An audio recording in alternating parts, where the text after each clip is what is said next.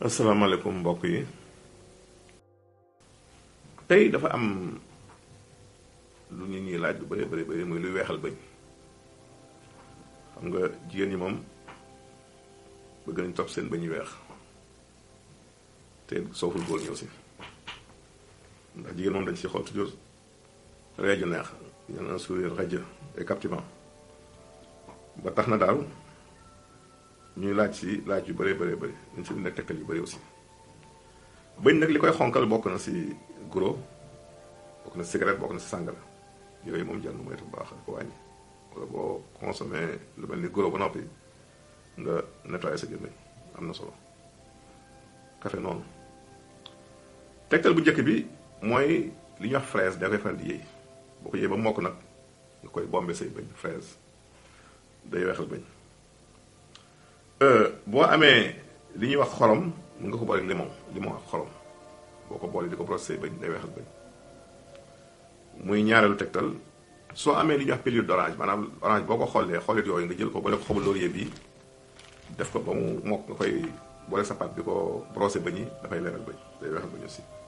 muy xollitu orange yi ak xobu laurier. vinaigre blanc aussi boo ko dee boolee ngay brossoo mooy vinaigre bu weex bi dafay leeral bëñ dafay setal bëñ. soo amee doomu taal maanaam doom mën a jógee si ànd cuuraay yooyu wala nga këriñ nga ñu taal ba mu woy wala matt bu ñu taal ba mu woy nga jël ko bu matt bi nag moo gën doom boobu jógee si matt def ko sa brosse di ko raxas sa gémmiñ gi di ko brosse say bëñ daf koy setal daf koy weexal. soo amee aussi li ñuy wax xorompole am na diwam nga boog sa pat di ko brossoo xorompole boobu diwu xorompole day weexal bëñ da koy setal aussi dafay leeral. soo amee soccu niim boo ko dee soccoo moom say bëñ di jaune mukk dafay dindi tension yi si nekk muy bantu niim nañ si bàyyi bu baax xel.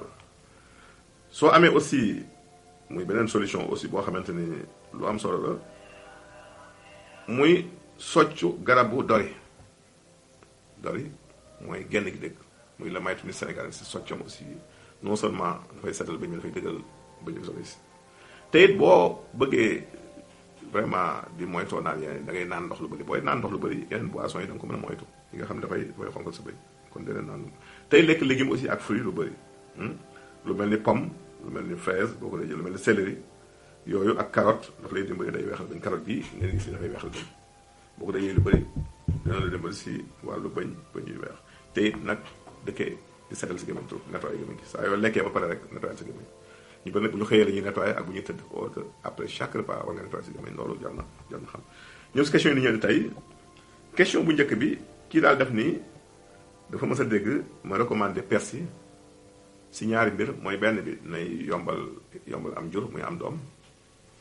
beneen bi ma wax ni baax na si gémmiñ guy sërëf muy xetu gémmiñ mu ni lan moom fan laa ko teg loolu. waaw c'est parce que xam nga persil dafa bari chlorophylle boobu dafay dindi halitose muy xetu gémmiñ moo tax ñu koy recommandé. bu dee si wàllu am doom surtout si wàllu góor la gëneeti gaaw wàllu maniw dafa bari zinc te zinc bokk na si lii tax nit mën a fertile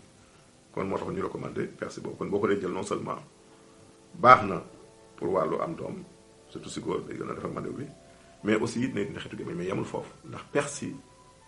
dafa bari calcium dafa bari phosphore dafa magnésium dafa am manganèse dafa am soufre dafa bari vitamine kon boo ko dee jël non seulement dafay dindi ak fer bi man dafay dindi anémie manque de mais dafay renforcer aussi say yax mais ñi am stress sax dafa leen dimbali ñiy dund ak spasmophilie nga xam ne dafay fer yax wala dafay jàpp say sidit di leen di yenn stress yeeg yenn crise yi boo ko dee jël yàlla mën a dimbali même bu say règle di ñëw di metti boo dee def persil infusion di ko naan si kàttanu yàlla da ngay gis sa règle normalement donc du ma ta xam kii daal ku mujj ki ne daal ay maux d'oreille maanaam nopp yuy metti lay laaj tegtal bi si gën a gaaw nag mooy reenu naajo moom